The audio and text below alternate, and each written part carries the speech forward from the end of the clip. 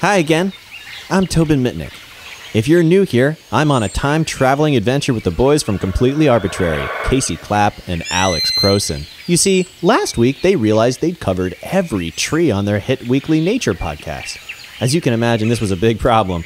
That's where I come in. We're on a trip through time and space to show them the wonders of trees they missed the first time around. But of course, they can tell you more. In fact, they should be here any second. Oh, my back! Back? I think I hurt my shoulder. Do you have any idea what this means? This is my disc-throwing arm. Relax! Whoever said time traveling was comfortable? Anyway, no pain, no episode for this week. Where are we? Is this Isla Nublar? Close. We're in China. 3 million BC. Alex, look! Look at the trees! They're Don Douglas Redwood! fir. Oh. No, Don Redwood, Alex. Oh, okay. Metasequoia glyptostroboides. Finally, something cool. I've always known they're ancient trees, but to see them with my own eyes is... harrowing. Did you say 3 million BC? Oh, I gotta go home. I have lunch with a friend tomorrow. I'm so far from home. Are there dinosaurs? Oh, is that one right there? That's actually a log, but fret not. And don't get too cozy. Our real destination is a little more current. I just wanted to see how you would each react to all this, and it went exactly as I thought. Let me just put in the real date, and... wow! It's so much less humid. Where are we? in exactly the same spot. We've only moved temporally. This is the lab of Shigeru Miki. The paleobotanist who discovered and named the Don Redwood? One and the same! Hey, there he is. Hello. We're sorry to intrude. Japanese, Alex? Doesn't matter. He can't hear or see you. Oh. Okay, so this is like the Christmas Carol now? Yeah, didn't this whole thing start as a Bill and Ted homage? It's still Bill and Ted. It really feels more like Christmas Carol, Tobin. Yeah, definitely. It's not Christmas Carol! You know what? You guys are on your own. Enjoy your episode. I hope you choke on it. Tobin! You don't mean that. Of course I don't. I'm just mad and sleep deprived. You try having a baby, an award show, a book launch, and a significant guest spot on a tree podcast the same week. Don Redwood 2, go! What's up, Fungal Associates? Welcome to Completely Arbortrary, the podcast about trees and other related topics. I'm one of your hosts. My name is Alex Crowson, dude. Hey, dude, this is Casey Clapp, dude, other host of Completely Arbortrary, the podcast about trees and other related topics. Having said that, Alex, we had a discussion earlier about dude versus bro. Yes. I don't think that those two are temporally distinct. Well, okay. Well, the real thing came from you said bro in relation to Bill and Ted's Excellent Adventure. Ah, yes, correct. By the way, this is Completely Arbortrary's Excellent Adventure, episode 2. Welcome. Oh, yeah. I said I think that movie predated calling people bro. Yes. I think that's like an early 2000s thing. Interesting. And so I didn't know that. You were a little... like a surfer bro. Like, oh, hey, what's up, bro? Yeah, I don't even know if they would call him a surfer bro. I'm going to look this up, Surfer Alex. dude, right? It's always surfer dude. I mean, dude is very 80s and 90s, Wow. right? Wow. Don't just Google bro.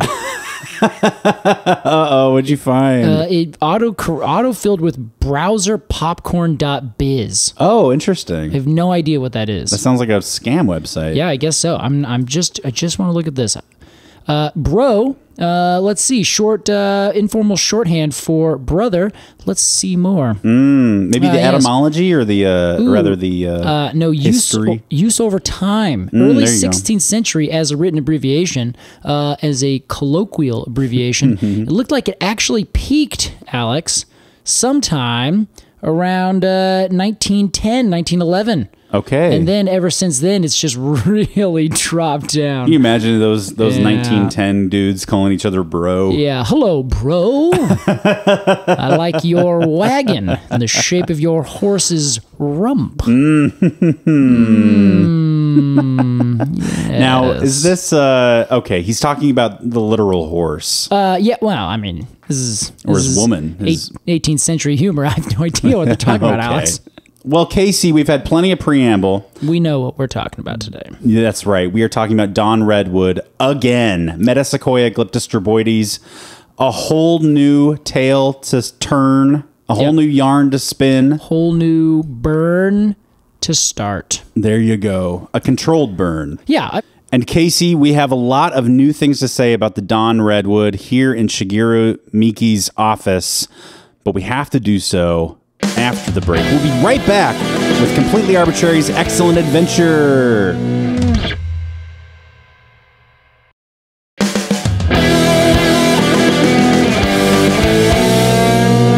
Welcome back to Completely Arbitrary's Excellent Adventure. Today we're talking Dawn Redwood again, Metasequoia. Nice. Metasequoia. Metasequoia, glyptostroboides. Casey, yes, we have set the precedent that we're not going to fully ID these trees again. Correct. Because we did such in our previous iterations of these episodes. Exactly. And of course, if you want to listen to that, you should. Yes. End of point. It really did sound like you were going somewhere. I know. But we also wanted to give a brief recap on how to ID this tree.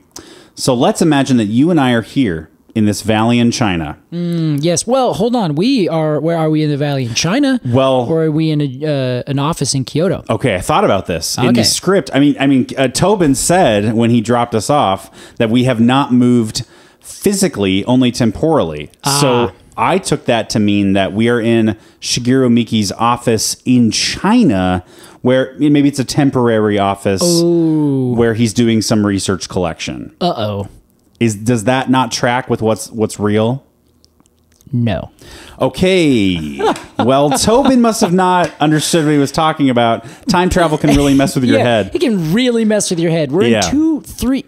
I think we're in 4 places at once right now, which is sweet. Really, if you want to zoom out, we're in infinite places at once. Oh, yeah. And infinite times. Exactly. So what's the problem is what I'm asking here. It's time for us to talk about L. Ron Hubbard, Casey. Okay, I've been waiting for this for 2 years now, Alex. Casey, wherever we may be, plot holes aside, let's ID this tree. Oh, right. So the big thing that everyone loves and knows about the Dawn Redwood is that it is a deciduous conifer. Hell yeah. Now, the thing about it being a deciduous conifer is that it loses its needles, making it a conifer that has a gorgeous fall color. So the best thing that I think, like whenever I see this tree, I walk up to it, and it's got this really like orange kind of shaggy looking bark, and it's got armpits underneath where its branches used to be. Right. Do you remember talking about that? Yeah, we talked. It's like a little. I mean, yeah, armpit is the perfect way to describe it. It really is. Like you can't even describe it any other way. Yeah, a little alcove underneath its limbs. It's a little alcove, and this happens because the branch where the branch comes out, the wood underneath it doesn't grow as much. It's not connected, so it doesn't get a direct transfer of nutrients. It's actually connected only on the side and kind of on top. Wood anatomy aside, there still is some amount of growth there, but it's just very minimal. Sure. So it kind of just develops that fun shape.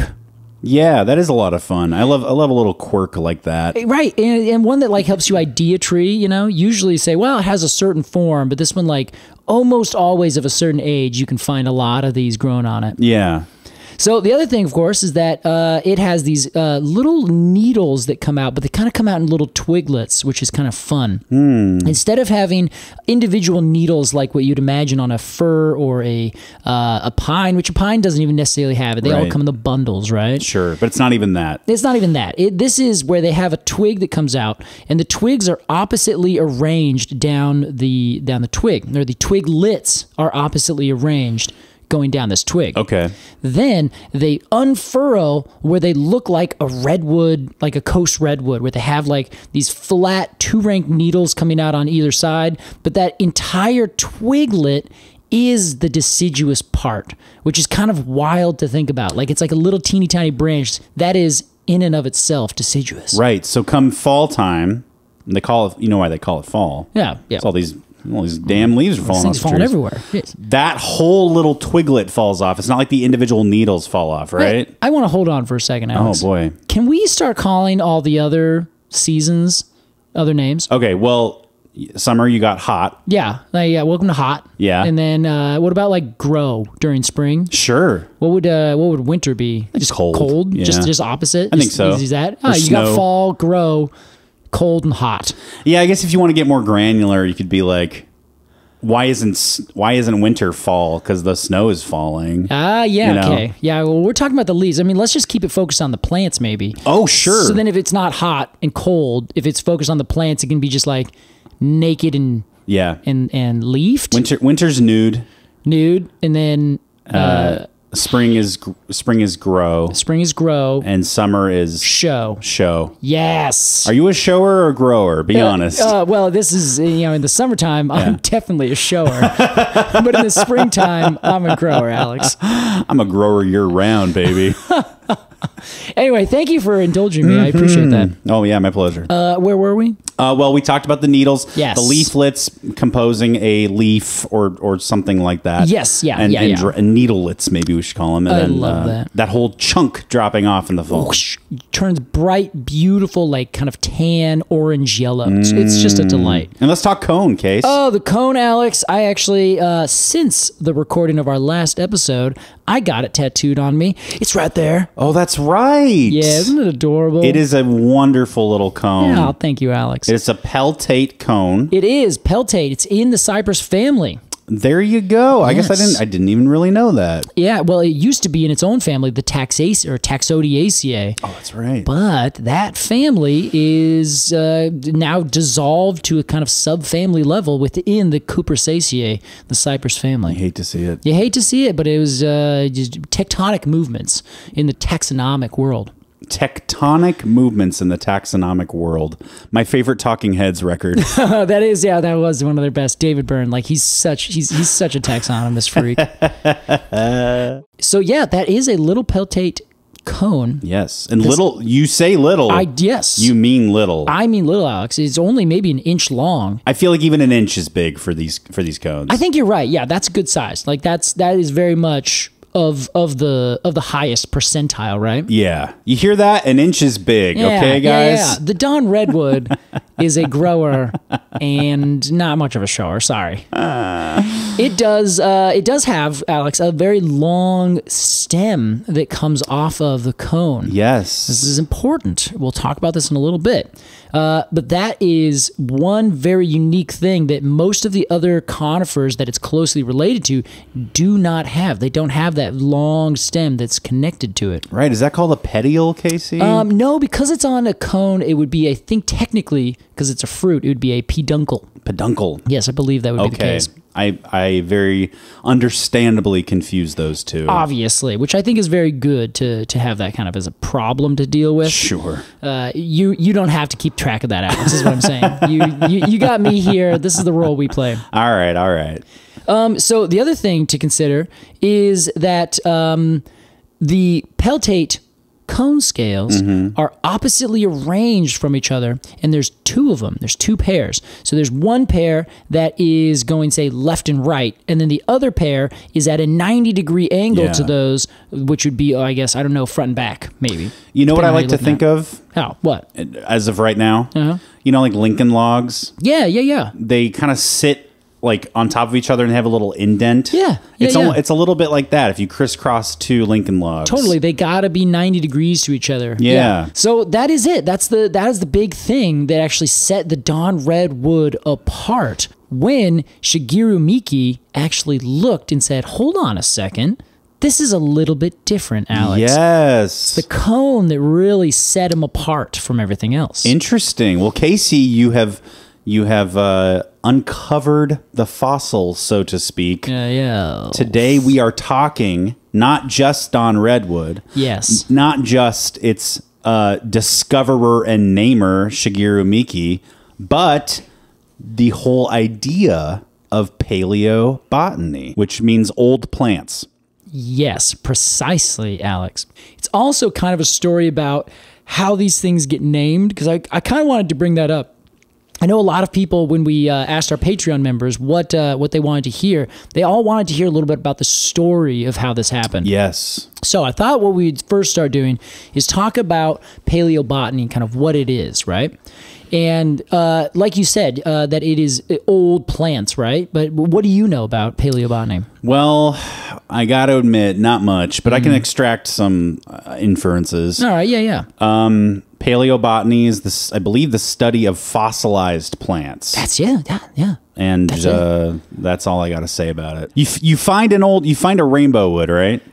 Yes. And you're like, who's going to study this? You want to find a paleobotanist. Yeah, exactly. Because a botanist is studying the living plants. A paleobotanist is studying the old ancient plants. Right. They are no longer around unless you're one of those lucky paleobotanists that happen to find a botanist who finds an extant is the term. It's the opposite of extinct, where a plant is extant if it is still alive. Okay. Versus extinct if it no longer has any individuals that represent its species. Interesting. So, most paleobotanists don't get the opportunity that Shigeru Miki might have had. I actually am not sure exactly when he died, because the way that it worked with Don Redwood is you had initially all these people who were studying fossils. Now, fossils and just digging things in rocks and finding them was a huge pastime in like the 1800s. Mostly, and I don't know that this is surely true, but I have a sneaking suspicion, it has a lot to do with coal. You familiar with coal, Alex? Oh, yeah, I have a basic understanding. Are you a bad child during Christmas? Boy, am I familiar with coal. Coal, Alex, as I'm sure you're aware, is essentially old plants that have been smashed down and turned into essentially their carbon base. They're hydrocarbons, right? Okay, yeah. This is, it all comes from the Carboniferous period, a lot of this stuff. And it's this time period in ancient history where there was just swamps filled to the brim with plants everywhere, like all over every place. Okay. They slowly died, and then they piled up inside of these swamps. Imagine a lake that just gets filled to the brim over eons and eons of plant matter until there's no longer a lake there to speak of. There's just all this stuff that's been smashed. Okay. It's been underneath water. Because it's underneath water, it has very little oxygen or no oxygen whatsoever. So it doesn't decompose. It just gets transitioned and put under pressure and turned into this secondary chemical kind of substance, which is coal, oil, that kind of thing. Secondary chemical. Yeah, I will admit right now, I am not a geologist, so I don't know the exact process, how it goes from A to B. That was the wrong thing for me to follow up on, I'll say that. I knew. Thanks a lot, Alex. Sorry, Casey. Anyway, let me ask you quick, Casey, here's a quick question. What exactly does coal, how does it work? I get it enough. I get it enough. It's plant matter that was smashed over billions of years. Yeah. Well, millions of years. Hundreds of millions of years. Yes. Can I say hundreds? I think so. Yeah. Hundreds Easily. of years. Yeah, for sure.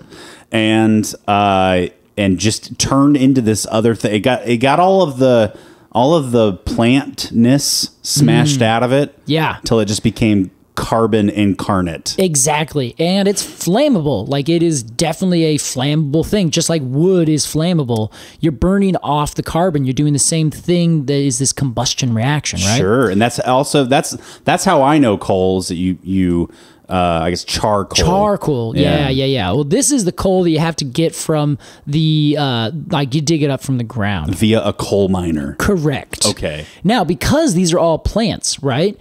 There are just so many fossils in coal beds where if we went down and we just dug around and chipped off some things, you could find fossils in coal of different plants.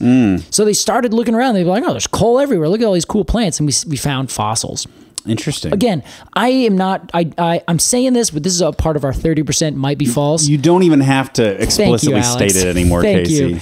I am not 100% sure, but for whatever reason, in the late 1700s, 1800s, finding fossils became like the cool thing to do. I have kind of an idea. Yeah. Okay. Well, I think it has a little bit to do. Maybe this came later, but a little bit to do with like the discovery of like, quote, ancient civilizations by imperialists. I think so. Where they it's just the scientific kind of Western science revolution. Yeah, where everyone was just really interested in everything, and this was just another one of those things. When was like the British, like those British dudes with pith hats? I have no pith clue. hats and mustaches, and they go into the jungle with a rifle, Oh, and they'd be like, yeah. "I think there's an ancient tomb somewhere around here." Like, when was like that? Jumanji style? Yeah, or yeah. discovering the Egyptian pyramids, and breaking into them with no regard for. Yeah, honestly, late 1800s, early 1900s. Okay, that's about where I placed it. Yeah, 1920s is when I imagine all these things happening. Okay. But then, there was a bunch of other stuff like this happening in the 1800s. Like there was plenty of different areas where they found evidence of fossils and evidence of old things that they're just like, what are these things? Sure. So, as a paleobotanist, they wanted to figure out what a bunch of these plants were. So we started in the late 1700s to put plants in different orders and taxonomy, right? We had Carl Linnaeus be like, okay, here's how we're going to organize everything. Then we started doing that for all the living things. But then we'd find fossils and we'd say, wow, this looks just like an oak, except for this, or except for this. And we find all these things that don't look anything like any plant we have today. Then we would find some that look sort of like a plant we have today. And we went back and we have found entire orders and families of plants that have gone completely extinct. Wow. Not a single one has been alive for 20, 40, 200 million years. Whole orders. Yeah.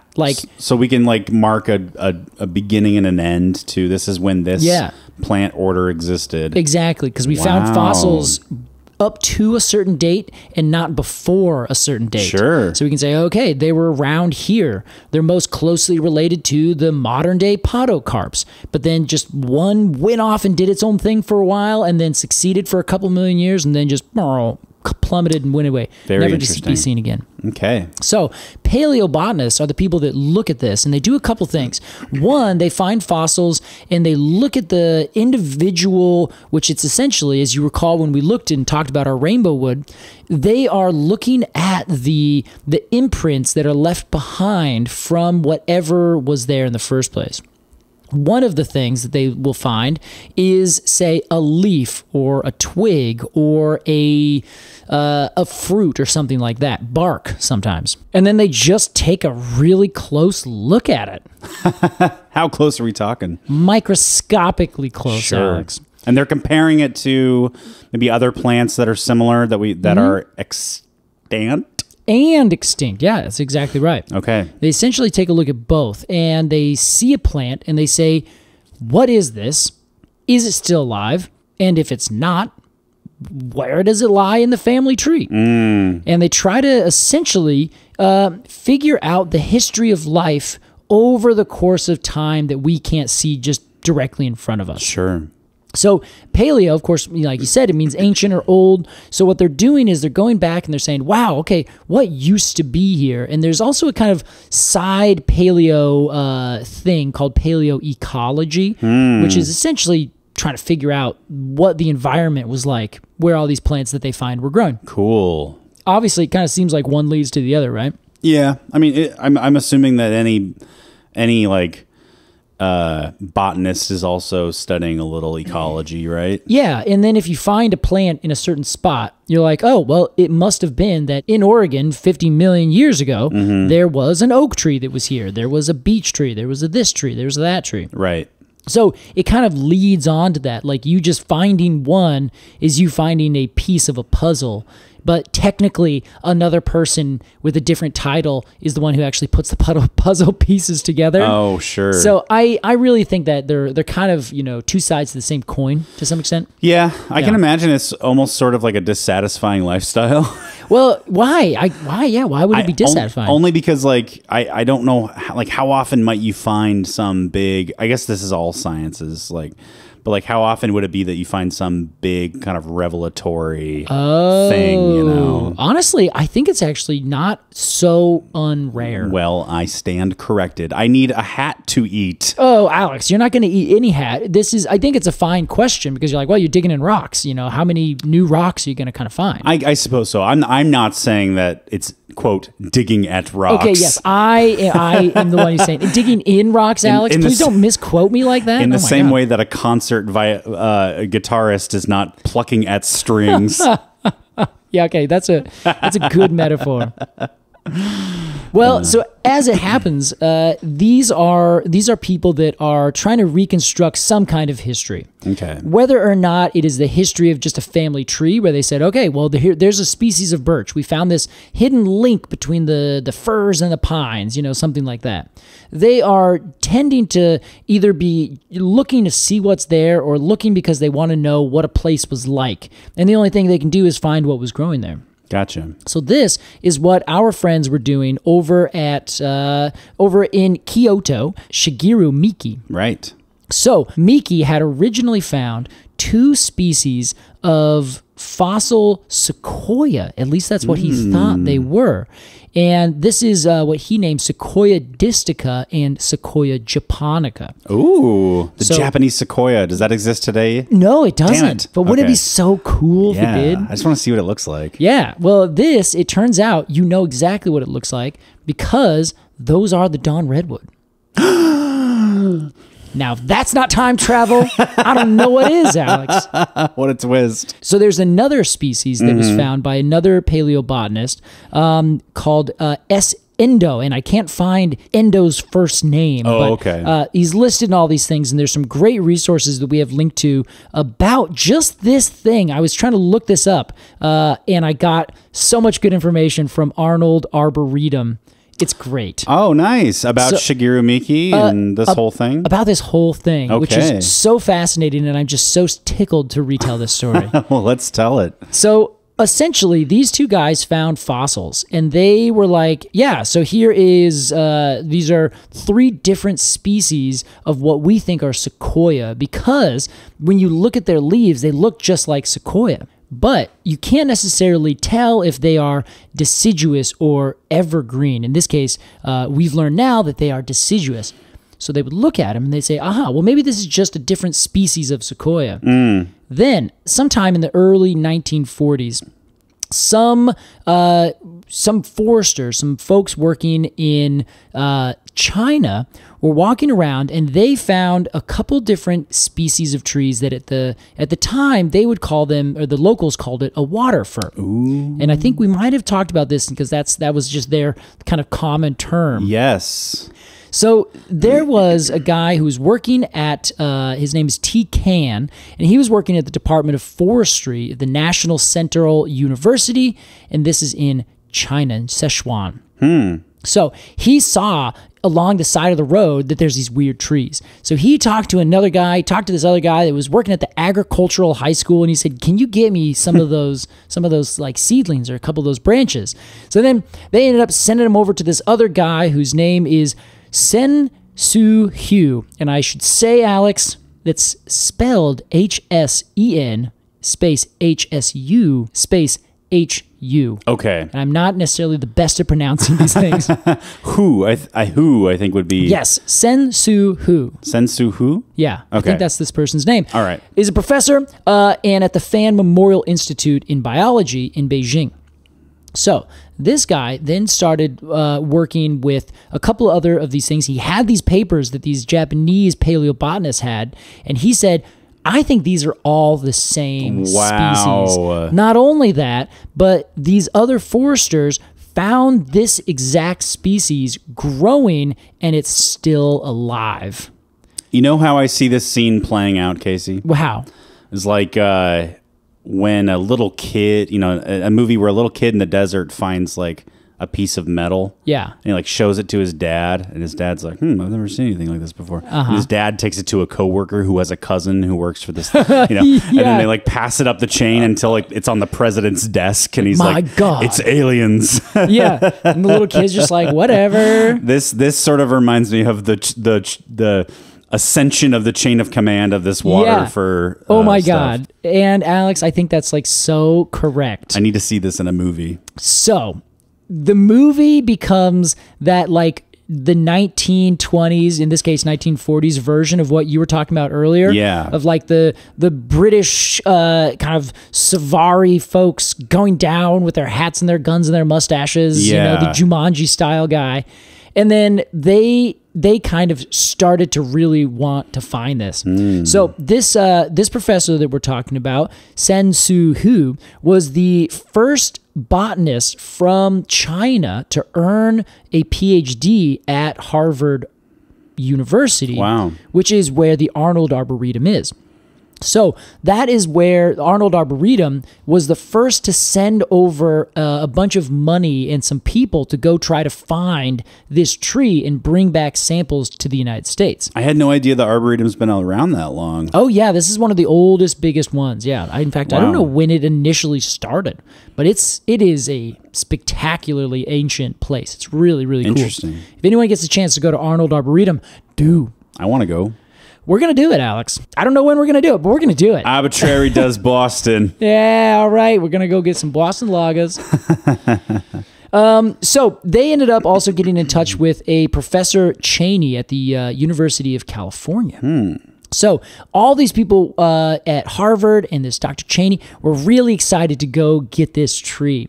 So they ended up going over and got a couple other people to help them, some porters, a bunch of other like folks to help them travel and like carry stuff. Like they made this huge long trek, like the day after World War II ended. Oh my God. Because we should keep in mind, this is all happening like 1946 in all the 1930s and 1940s when China was in such a huge catastrophic meltdown at the time, politically speaking. Yeah. There's like the communist revolution is coming on one side.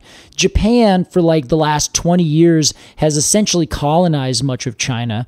And the whole place is just like not doing well. Then they find these trees and everyone's like, I gotta get those trees.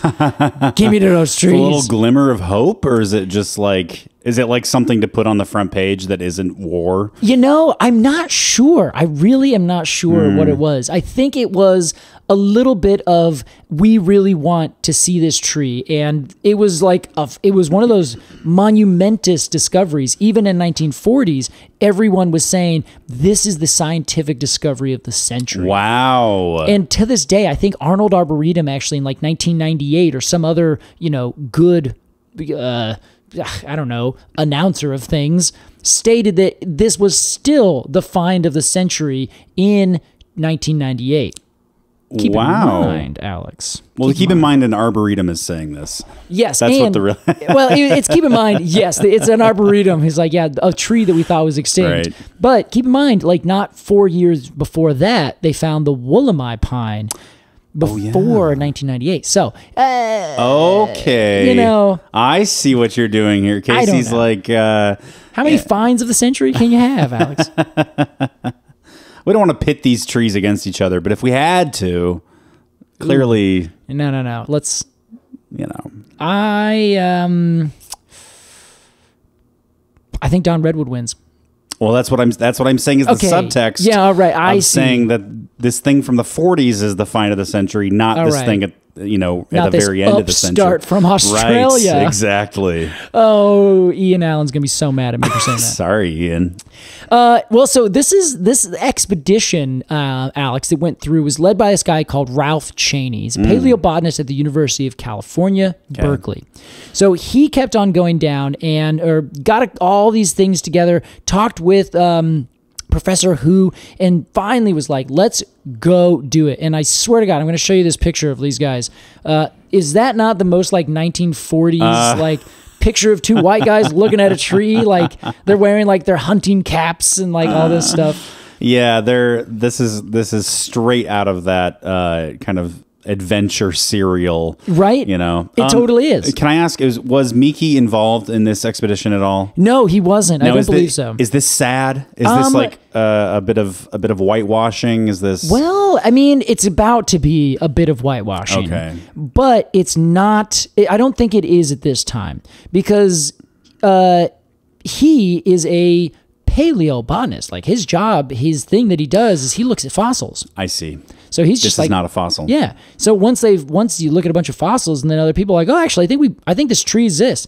Maybe if they were excited, but I have to iterate here. If Miki is still alive at this point, because this is literally the day after World War II, 2 atomic bombs dropped on his country. Sure. Then it is likely that he wouldn't really be welcomed in China right now. Oh, okay. So this is why he didn't have an extra office in China. Yes. Like Tobin thought. Like Tobin thought. Oh, Tobin. Yes, exactly. So okay.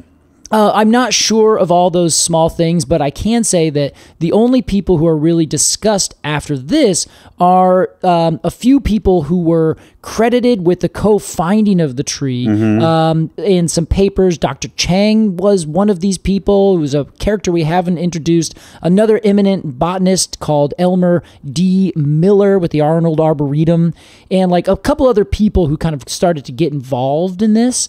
But a lot of the people who did the initial finding, that was even done, I think a lot of those researchers did that like in the decades prior. Like I think I saw one thing from 1928. Wow. It was one of these papers that said that this is a tree, you know? Okay. So before I read it, it's a fossil tree, I guess. Just 4 words on this 300-page document. This is a tree. Oh my God. The photocopied. It's just over and over and over and over. And Wendy Torrance finds it on Jack Torrance's desk. Yeah, exactly. So the whole thing gets really freaky.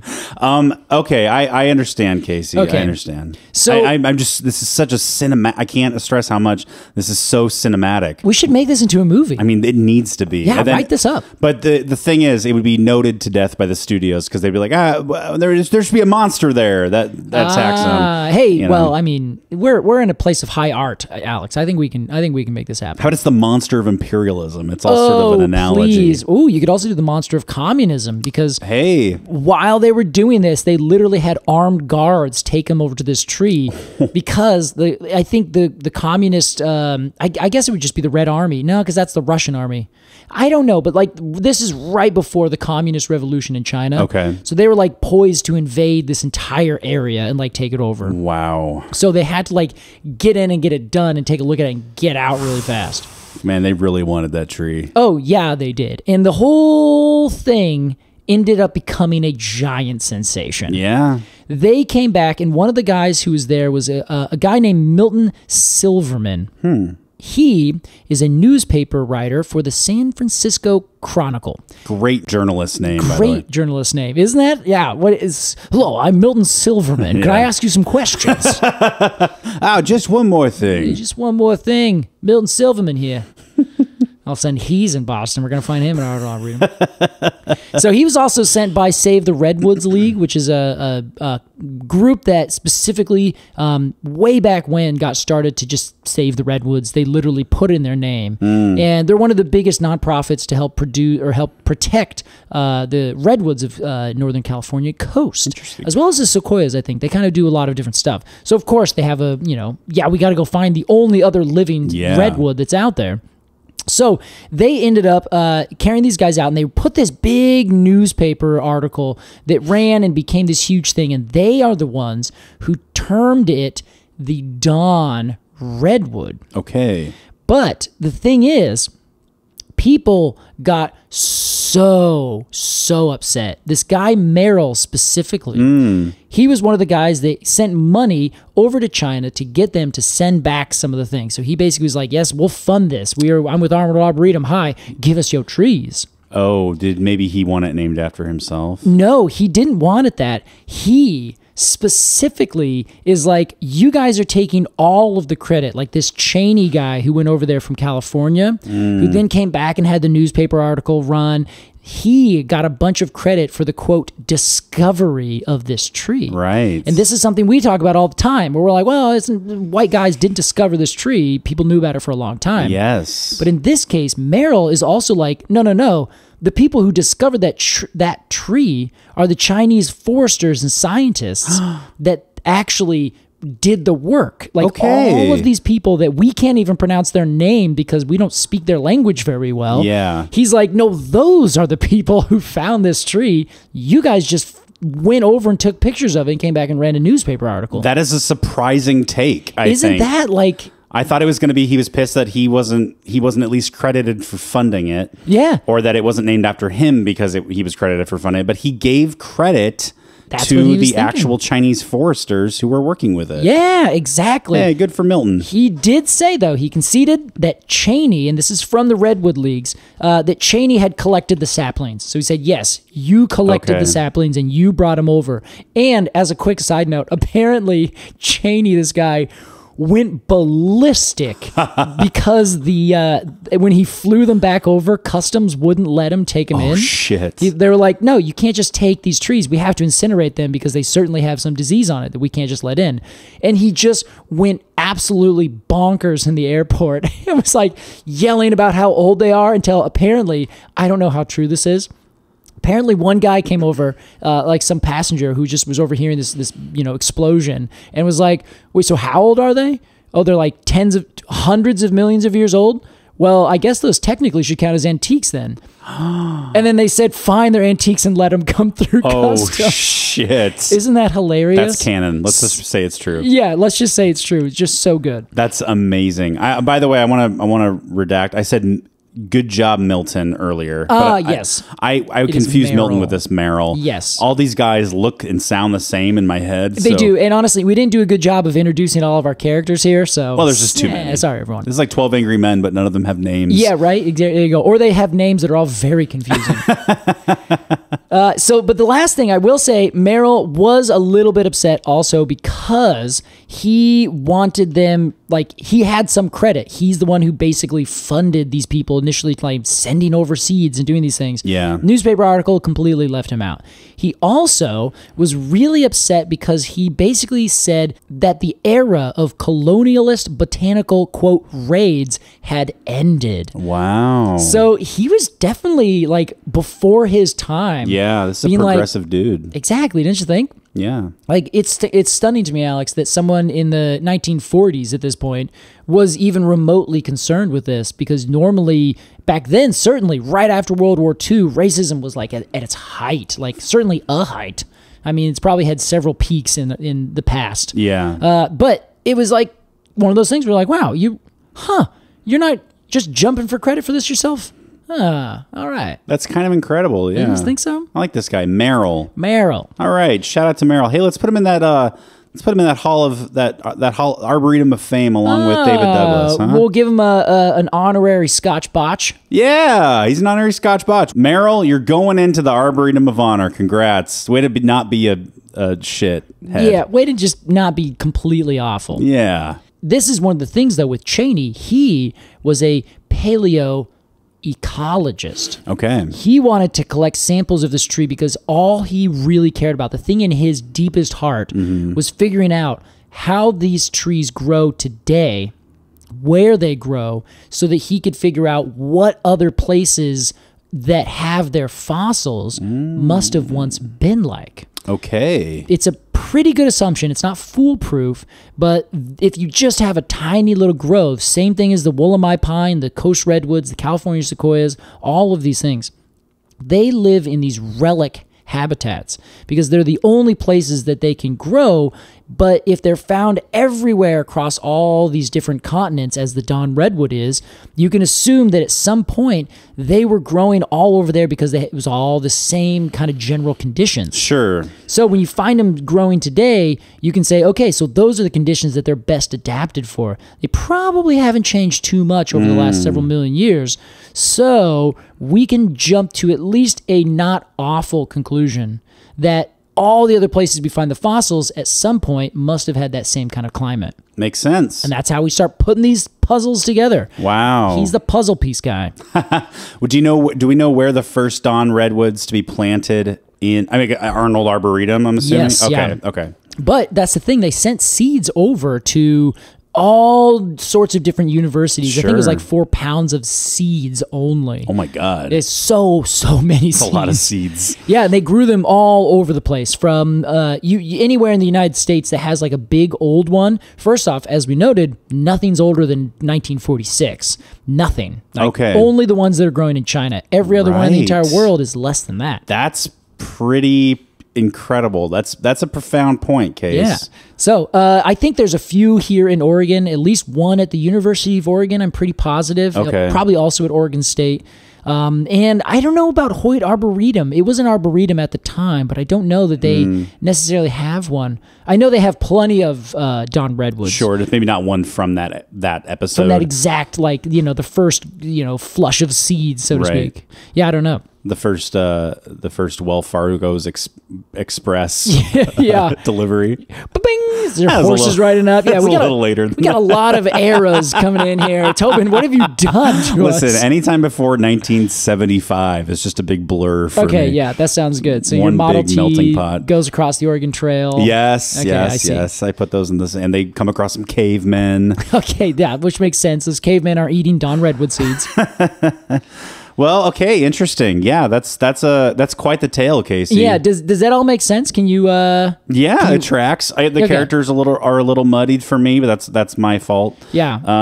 I'll take some credit for that, Alex. Well, it's overtly cinematic, which I like about it. I am grateful to this Merrill man for giving credit where credit is due. Yeah. And I also am like, man, thank God those trees didn't have a disease on them that killed all the trees in North America. Now here's a question, Alex. And we got it over the border through a loophole, We through did, a yeah. made-up loophole. It must be an antique. All right. I just don't want to hear you yell at me anymore. Here's my question, Alex. Yeah. What if it did? What if we planted it over here and it became a horrendous invasive species? Yeah. Would we still be like, oh yeah, it's a cool, beautiful, living fossil piece of shit? Yeah, I think it would be reviled, much like, Tree of Heaven or Yeah. Bradford pear, another funny, guess that's like, fair. go get this tree and plant it here. True, also from China, same thing. Hey, there you go. Yeah. Yeah, so I just wish that it would grow back here in a semi-invasive way, because I kind of just like what that would look like. Oh, yeah. Because it fits our flora still. Like, it fits everything. It also makes me feel like it would be a throwback a little bit, Like a little bit of like, I remember these rocks. I've been here before. Right. I kind of think that would be kind of fun to see just another little grove pop up, just being like, I'm back. A throwback to 20 million years ago. Yeah, exactly. Yeah. Throw way back. Right? I think as I was looking through here, I think the most recent one was, 2 million years old. But I don't know where that what'd I was say? exactly from. Oh, you said 20, which is totally right. Oh. But I know that there were, in Oregon, around 50 million years ago, there was, I think they called it Metasequoia occidentalis or occidentale, something like that. Which, again, with paleobotany, because we can only see certain little bits, we can say, okay, we know that this is some kind of Metasequoia. We know it's over here, so we're going to give it a full scientific name. But because you can't see the rest of the tree, and it has to be connected to the rest of the tree in order to be fully sure that it's from, that these two parts are of the same thing. Sure. You can't say for 100% positive that these weren't, in fact, 4 different species of Metasequoia that just looked all exactly the same in their leaf shape, but maybe their cones were wildly different, or one grew a certain different way, or one was evergreen and one wasn't. Like, we don't know. We just don't know. Right. So it could be that this, the one that grew over in Oregon went extinct about, 50 or 60 million years ago. I need to go the opposite direction. 50 or 40 million years ago. Oh, yes. Because it's going up in time, right? So those went extinct, but that could have been its own species. We can't be 100% sure, but we're pretty positive. Essentially, one tree covered the entire northern hemisphere at one point or another. And it was the Don Redwood. How about that? Right? Hey, that was our discussion, our second discussion of the Don Redwood. We have a big question to ask ourselves after the break. How does this make us feel any different than our first review? That's right. Casey will answer that question after a quick break. We'll be right back with more Completely Arbortrary's Excellent Adventure.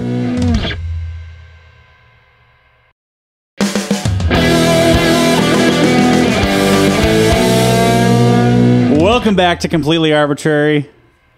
That was our discussion of the Don Redwood, our rediscussion of the Don Redwood. Casey. Now, we don't plan on giving these Excellent Adventure trees another cone score. No. Our cone scores were canon. Exactly. They'll stay the same no matter what. That's right. But you and I have decided to answer the question, does anything we talked about today change how you feel? And so, Casey, as about the Don Redwood, I should say. All right. Not about fair. like religion or something. Yeah, honestly, now. Yeah.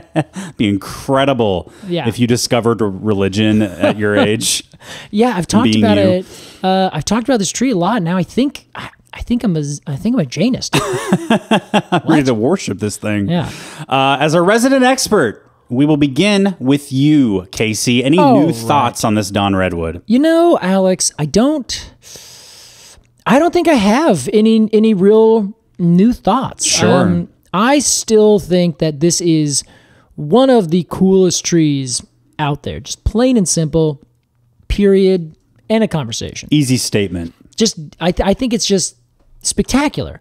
I guess the big thing that I could think is the story kind of is more interesting and has a certain amount of lore to it, and then reading more into the lore makes me think that it's I don't know, Alex. It's I like reading into it, but the lore and the whole wow, we found this tree and who did it what, it's more of a person thing, you know? Less to do with the tree. Yeah, exactly. Yeah. I like that there are people making sure that everyone has credit where credit is due, and kind of revising the old kind of colonialized history in this case, which I have to say also it's not the worst, colonial necessary thing. But it's just like the monkey puzzle. We gave it this flashy name in English called the Don Redwood. Wow. And everyone really likes that, right? That's really great. But it does still skip over all these other things. So I don't know. I don't know where I'm going, but my last score was 9.8? That's correct. That's a pretty high score. And I think I stick with that. I think if anything, now that I've heard about it and everyone's so stoked, that I'd be honestly, it's not as cool as everyone sounds. Oh, you want to be a contrarian about it, huh? Now I'm just going to give it an 8.6 and be yeah, Jar was way cooler than this tree, when you come down to it. It's too mainstream. Yeah. So I'm going to stick with this. I don't think our discussion today has changed my opinion, which is already quite high, of the Don Redwood. Wonderful, Casey. What about you, Alex? Well, I love context. Gotcha. I like enriching a story, enriching something you already knew, know? Yeah. I really liked this tale. It was pretty mild in terms of colonialism, So I like the story. I like this guy who I'm grateful to this guy who wanted to give credit to the Chinese foresters. Yeah, Mr. Merrill. Yeah. I kept wanting to say what was the other name? See, there's too many characters. There's too many characters. Yeah. This is fucking Game of Thrones. Yeah, exactly. Yeah. At least the names are spelled correctly. Right. How many Johns are in Game of Thrones? With how many E's in their name?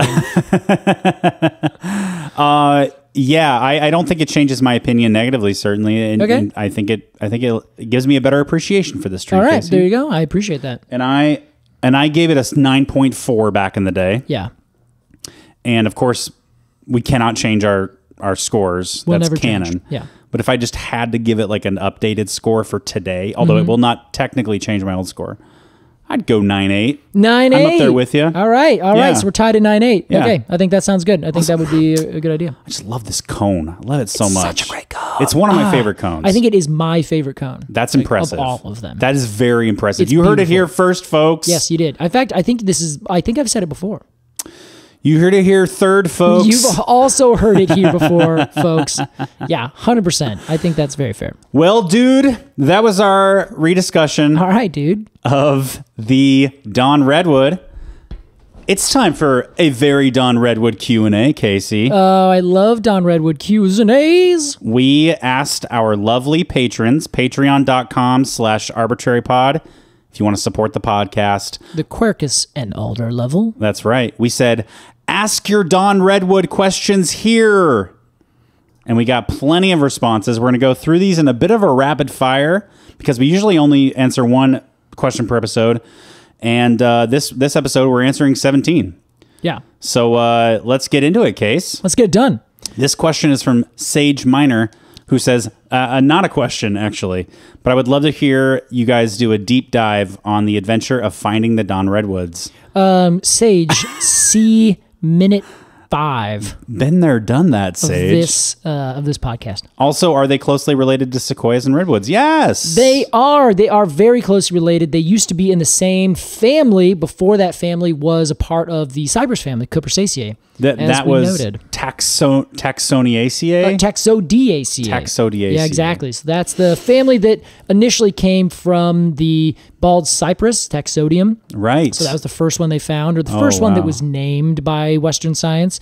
So then it becomes the benefactor, the scion of that family, because at the time it was the only one. It was different enough. So okay, cool. That's in that family. Taxodium, Taxodiaceae. Oh shoot, what are these things? Oh, it's a big tree. That's a redwood. Okay, that's a Don Redwood, and I think also glyptostroboides is in there as well, and maybe one more. Can I just say, Cupressaceae is such a mess. Oh my God, it is. But you know what? It's a story for another time. It is such a beautiful mess. Wow. Thanks, Sage. Daniel Christensen says, I've heard that Don Redwoods have armpits that act like a bald cypress knee, but would love to hear from the experts if that's true. Well, as we discussed, There you go. armpits are only like the bald cypress knees in the fact that they're named after a body part. Yeah, and they appear, on the tree. Sure, they do not have the same function. Exactly. The knees being pneumatophores, helping for gas exchange, and the armpits being just a kind of morphological attribute of the tree. Yeah. Great question, Daniel. Very good. Blair asks, are there any North American animals that will benefit from planting more of these? I wonder if there has been any relationships brewing since the introduction of these trees. That is very curious. I don't really think so. Because they don't have anything really to offer. I'm sure something would eat the seeds. Sure. But other than that, I can't really guess a whole lot. They're deciduous, so they don't have very good cover like an evergreen tree would, so you wouldn't really nest in them other than during the leaf-on season, so they're not good for just chilling. But almost any tree is good to nest in, depending on the bird. So I can't think of I don't know that there would be a whole lot. One of the big things is that trees that have the best relationships with a bunch of things are the ones that either get their leaves eaten or they decay and are great homes for a lot of things. Sure. These, because of the way they live, don't really do either of those things. So they've kind of outgrown, from the tree's perspective, these negative attributes. How about that? So there you go. What are your other big ones? Squirrels, birds, and deer are sort of like your big three. Yeah, kind of tree herbivores, right? I would say so. But you also have a lot of insects that do that. That do any amount of herbivory. Sure. Herbivory. Yeah, you never heard that before? No, Alex? I love that though. It's such a great term. Herbivory. What have you been doing tonight? Oh, I've been doing quite a bit of herbivory. Oh, you have. Ate some salads. Yeah, exactly. Well, I had some kale. A little herbivory. Well, thank you, Blair. Yeah, that's a great question, Blair. Allison LeBlanc. Don Redwoods make me think about extinct trees. Fair. Good, fair. Do you think we should be working toward resurrecting any extinct tree species? Are they working on this currently? Do you know any that you'd love to see brought back? Wow. I have an opinion on this. What's yours? I think like Jurassic Park, let it be extinct. Okay. You bring back an extinct species of tree, it has some crazy innate tree disease that spreads to every other tree in the world and destroys us all. Alex, you know that that's kind of happening? Apparently there are long, not dead, but long dormant, long not happened viruses that are now coming out of the melting permafrost up north.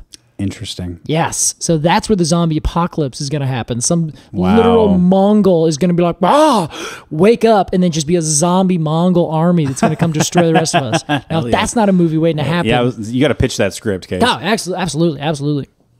So, okay, to answer this question, I don't really, not that I know of for sure. It's a little bit different because to do an extinct animal, you have to get like a little bit of their DNA. Yeah. But you can synthesize that DNA to get like a germ. I don't know exactly how they do it, but they get enough DNA that they can then put that DNA into an embryo and have that embryo then grow using that DNA. The mammoth is the big thing now. I guess, the dodo is the big thing that people are trying to do these days. Okay. I think last month that was kind of all over the news. Bring the dodo back. Yeah. But with trees, you can't really do it quite the same because the species are completely different, and you don't have like a tree embryo necessarily. But you know what? I guarantee someone out there who does genetic like implanting could be like, well, we can just grow a tree that has the attributes of this tree. Yeah. But is it exactly that tree? I don't know. So that's a good question. It might be like a fucked up version of it. That like some kind of weird, freaky, like cherry with ancient dead Arcaria bark or something. I don't know. But that's a good question, and I don't know that anyone is, because everything that is alive today is like doing the work. Like there's not some ancient tree that's died where they're like, oh, if only we had the wood of that tree again, or the leaves or the fruit or something like that. Maybe the chestnut's the only one they're kind of doing. Oh, sure. But the chestnut's not extinct. It's not quite extinct. It might be like functionally extinct. I see. But that's a tight rope to walk. I'm not sure. Interesting question, Allison. Thank you. Yeah. Avery says, I'm growing a Dawn Redwood, in a wetlands in Texas. Nice. I live in North Texas. I live in North Central Texas, and the Dawn Redwood is planted maybe 10 to 15 feet from the water's edge. Will it survive? How can I ensure its safety? It's planted at the edge of a prehistoric garden with petrified wood placed right up against. It's planted on the edge of a prehistoric garden with petrified wood placed right side up, scattered around. Oh, I love that. Although it's a bit morbid, Yeah. I think that it's like a Civil War battlefield, just all these petrified plants. They're just like skeletons, and they're like, well, go right there. They're just looking around, seeing all their dead relatives. It's pretty dark. Yeah, but then again, maybe a tree's just like, oh yeah, cool. Yeah, I'm back. I made it and you didn't. That's what the tree is saying to these things. Avery, just to be clear, we love this idea. I personally love this idea of a prehistoric garden with prehistoric garden plants growing there. Yeah. But I love the anthropomorphizing of it as well. Thinking about literally just like putting a playground in the middle of a graveyard, just to be like, yeah, there you go. Remember, these are all your ancestors. They're dead. Everything is finite. But you're going to be fine. So what do you think, Case? Will this Dawn Redwood be okay?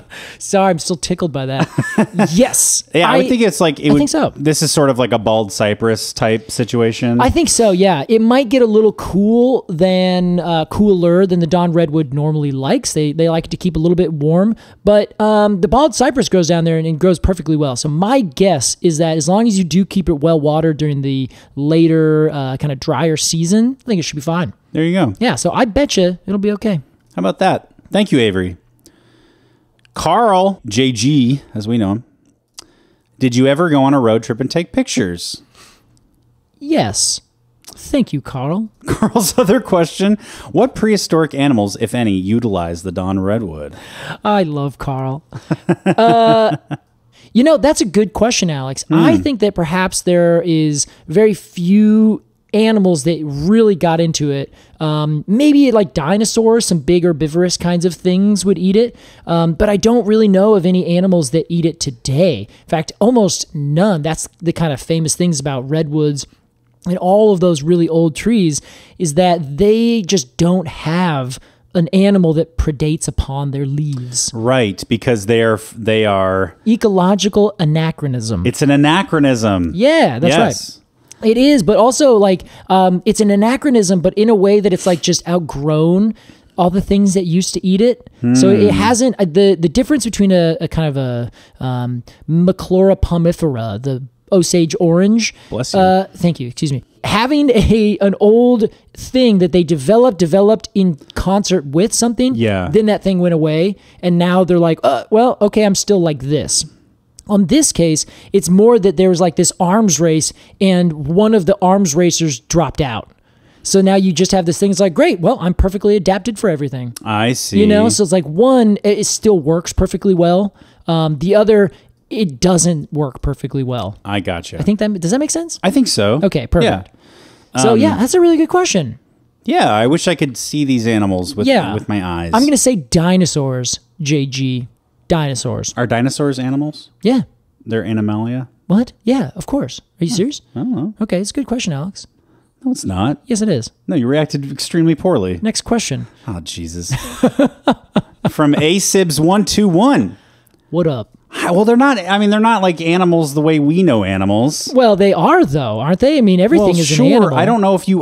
Okay. It has bones, Hold muscles. on. I didn't know if prehistoric things are allowed in modern taxonomy. Oh, you know what I mean? Yeah, they certainly are. Okay. Yes. Yeah. Just like I we guess were the talking Don about. Redwood is. Exactly. And all the other fossils. Like, just because they're not alive today does not mean that when they were alive, they were something significantly different. Okay. It could have been, like there are certainly things that we've found fossils of where we're like, well, this thing doesn't exist anymore. I guess I sort of imagined like here's a Dinosauriaceae clade with all of the dinosaurs. We don't really talk about it in modern circumstances because they're all fucking dead. Okay, yeah. Well, so in this case, yes. So animals that's like the biggest. There's like fungus, protozoa, animals, plants, like kind of the big ones way up there. Right. And there's more that I didn't name. Read the book, The Tangled Tree. They'll talk all about it.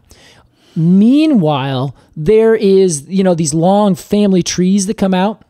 So some of the old trees have died away, but some of their kin from way back when have continued on, and we now have their descendants today. Oh, so like birds, those come from... Those are in the same branch as dinosaurs. Yeah, they came off of the branch, okay. the same basal branch that dinosaurs came off of. Just the dinosaurs are grayed out and the birds are in color. Exactly. Okay. And same thing with like turtles and sharks. Sharks, like alligators. Alligators. Thank you. I was trying to think of alligators and it just was not coming to me. So yeah, exactly. Those old kind of ancient things that we find fossils of turtles in fossil beds filled with other dinosaurs and sauropods and things like that. Right. Okay. Yeah. So it's just the dinosaur branch broke off and died a long time ago. Other branches have continued to move through.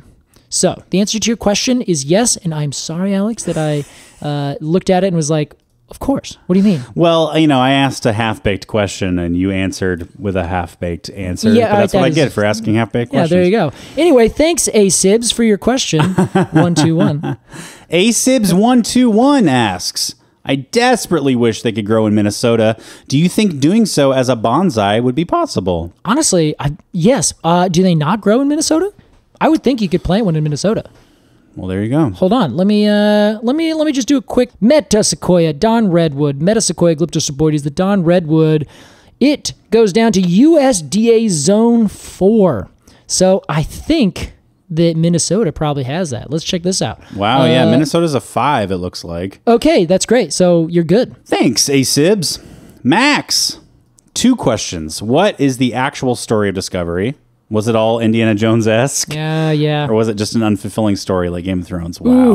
Ooh. They mean the TV show, obviously. So burned. Not the books. So I don't know. At this point, our question is turned back on you, Max. What do you think? Oh, sure. Yes, because we've told that story. Yeah. Can they be propagated from cuttings? Yes, I believe they quite literally are done that way most often. There you go. Yes. Here's a question from somebody who input no name into their Patreon subscription, Casey. Wow, that's incredible. Good job. Anonymous. Yeah, Anonymous That's says, sick. not a question, just wanted to share my appreciation for the pod. Seriously makes all my workdays as a greenhouse worker enjoyable. Thank you. Anonymous, back at you. Yeah, thanks for doing your greenhouse work. In fact, see if you can do some propagation by cutting of Don Redwood. Follow up with Max, would you? Yes, please. Thank you. Travis says, based on observations of the Don Redwoods in Bellingham, Washington, it's only the oldest trees, 2 trees planted in the early 50s from the original seeds collected in the late 40s, that have male flowers. Yeah. Since these 2 trees are about a mile apart, is there any chance the seeds will be viable anywhere in town? Are they self-fertile? Neither of the original plantings have younger trees anywhere near them, planted or wild. This is very curious. Are Don Redwoods self-fertile? They are monoecious. So both male and female cones are on the same plant. Okay. So I don't know that they are self-fertile. That is a good question.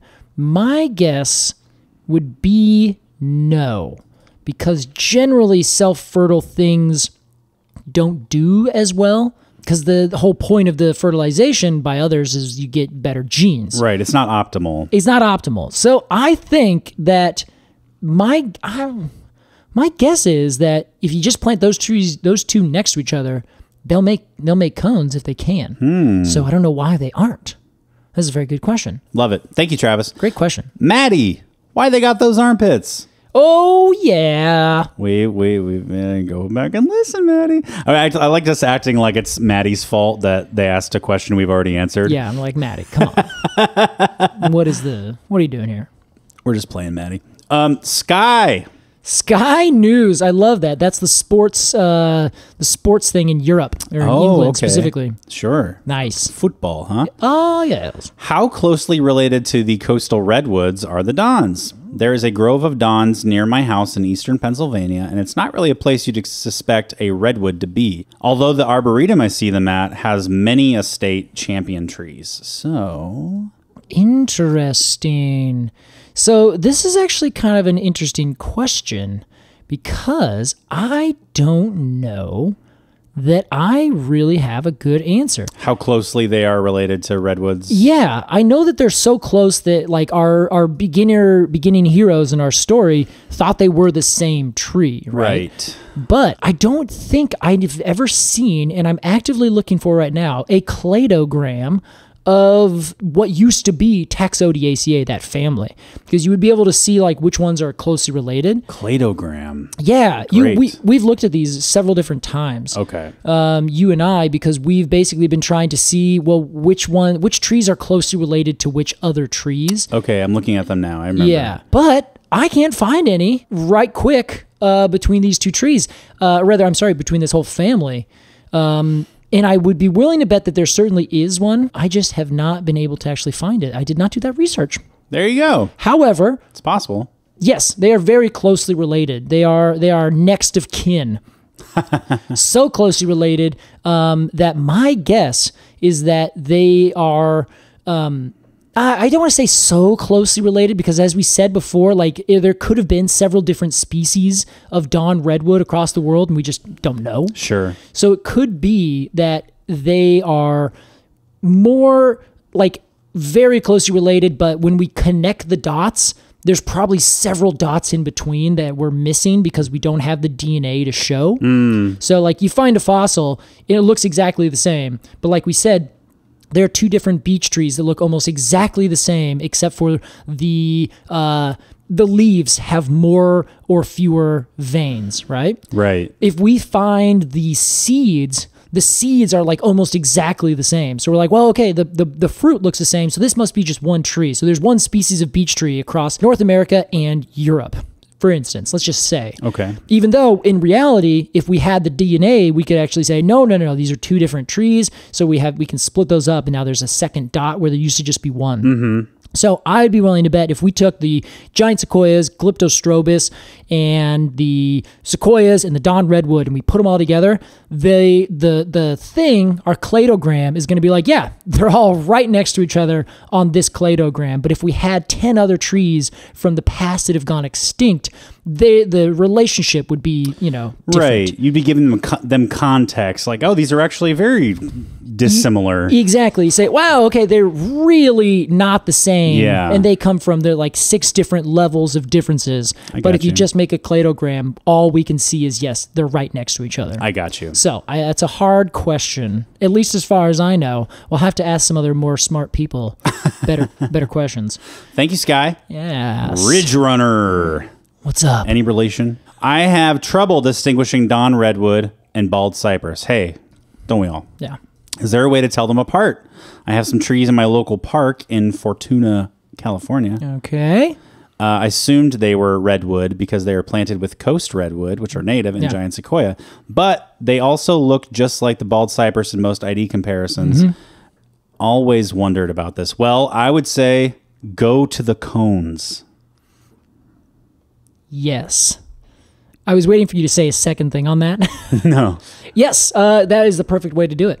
The cones look very dissimilar. Yes. So bald cypress, there's a couple different things. Our good friend Rex Wu also commented on this. Heck yeah, Rex. Glad to see you.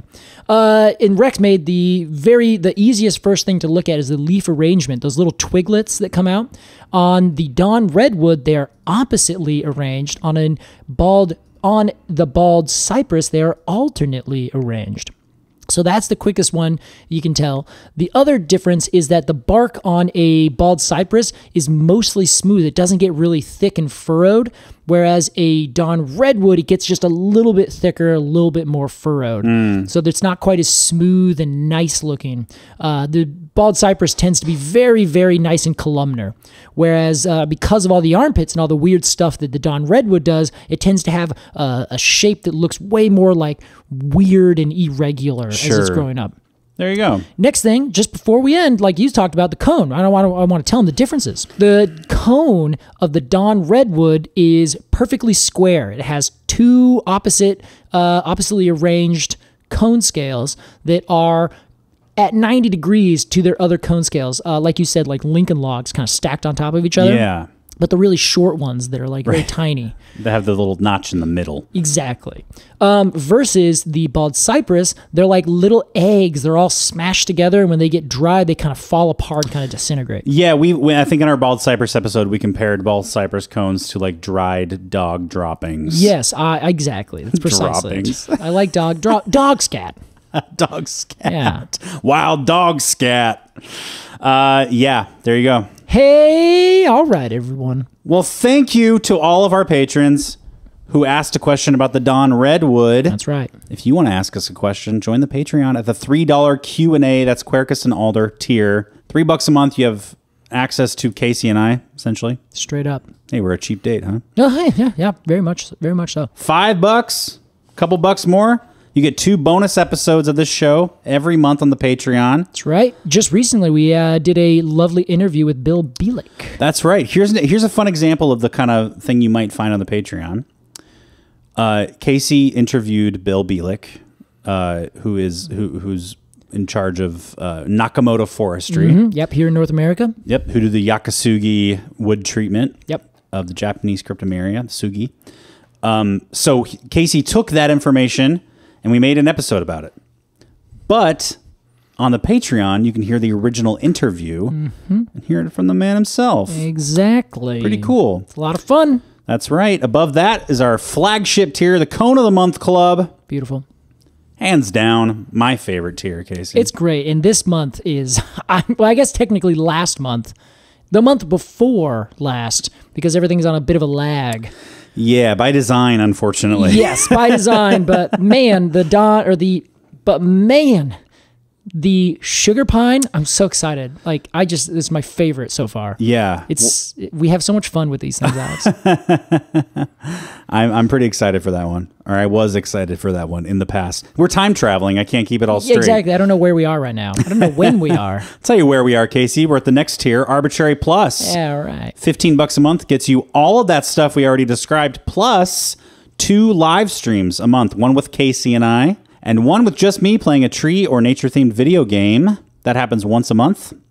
And above that, a very generous tier, generous admission. It starts at $20. This is the above and beyond, the we turn our eyes down at you as you hand it to us. Exactly. We're so honored and humbled.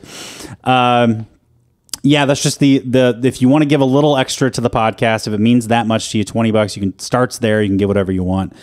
We are extremely grateful to our patrons, our audience, anybody who listens or supports this show.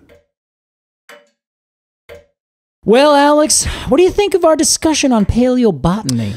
Wild stuff, Case. But I have to be honest, even though Shigeru Miki can't hear or see us, I still feel like we're intruding on his personal space. There's some important historical things happening here, and it just doesn't feel right to be a fly on the wall. I fully agree. Let's get Tobin back, and we'll head off to our next adventure. Let me just,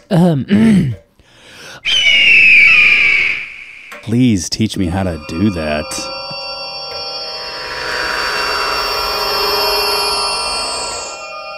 Hello, boys. Tobin? It is I, the ghost of arbitrary future. Ah, so he's leaning into it. Fabulous. Okay. He's taking back the narrative. I love it. I take you now to the future. A future of unimaginable doom. That is, unless you right a wrong. A wrong you levied against a tree years ago. A tree that did not deserve or warrant such a wrong. A wrong. I'm sorry. Can I to interrupt? Is it? Can we edit this down? This is unintelligible? No, I think I know what he means. I'm ready, ghost dude. Show us the way. Hop onto my time-traveling tree stump and also take my hand, which is a new rule. Beep, beep, boop, boop, boop. To San Dimas, California, 2688. Hey, we're back on track, dude.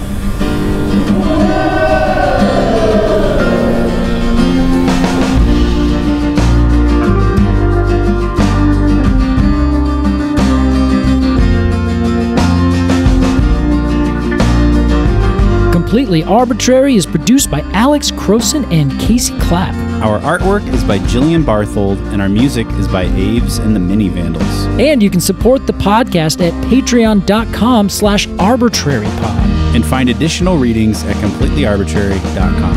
Thanks for listening.